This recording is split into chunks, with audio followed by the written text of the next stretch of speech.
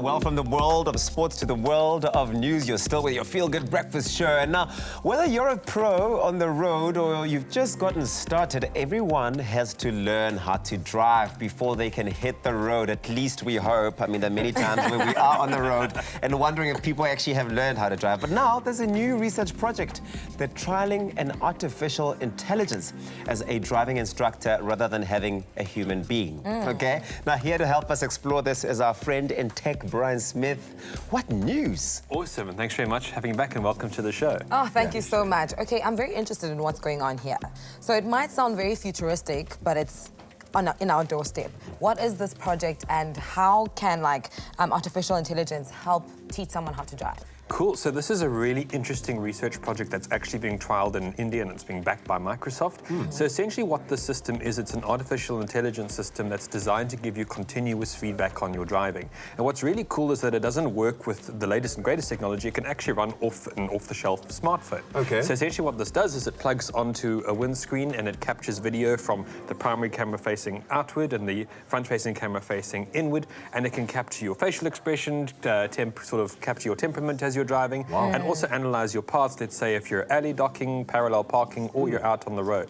So the idea is to create a system that gives continuous feedback that's always transparent and can be used not only by learner drivers but also by driving instructors. This is fantastic.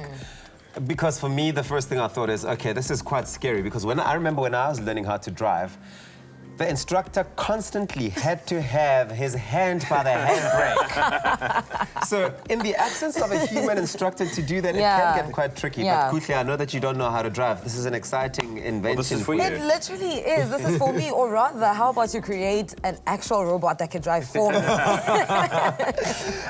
So do you think that this sort of technology, this AI, will replace human instructors as we've known them? So that's the big question, all right? And to your point earlier, although artificial intelligence are great, they can't necessarily pull up a handbrake if there's an emergency. So rather, this kind of system, although it can give you feedback on driving, is designed to work in concert or complement a human driving instructor. And ideally, what's really cool about this is that you get feedback and information on your driving. You can actually see your paths in real time.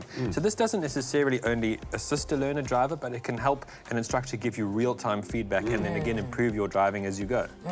Driving in technology. Hey, listen, man. Do you think we'll reach a point where the actual car teaches us how to drive? So that's sort of the next step, right? So we have now technology that can run off an off-the-shelf smartphone. But if you consider more and more vehicles, especially at the higher end of the market, more expensive cars are coming equipped with cameras, touchscreens, all-around facing sensors as well. And the very next step might be giving us continuous feedback as we drive in a vehicle with no extra system needed at all. And that might be the trajectory where this technology can lead to in the future. Imagine the future like that. Imagine, buy this car now. It has ABS brakes, cruise control, and teaches you how to drive.